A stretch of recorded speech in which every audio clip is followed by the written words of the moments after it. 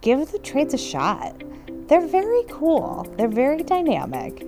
They're multifaceted. There are so many reasons to come to a place like St. Paul College. The first one is, it is college. It's an academic experience.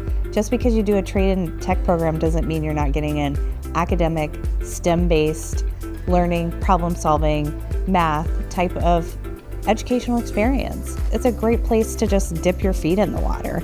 The skills that students get here will be of value to them no matter what area they go in.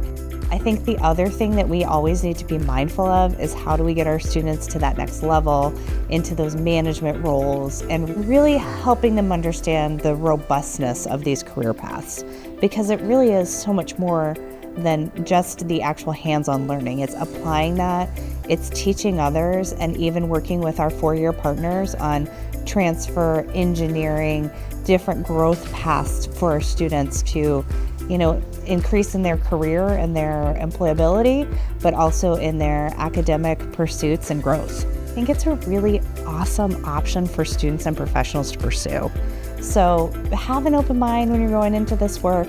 You can do all kinds of stuff with it, and you can have a really fulfilling, not only personal, but lucrative career path with some awesome companies right here in our backyard.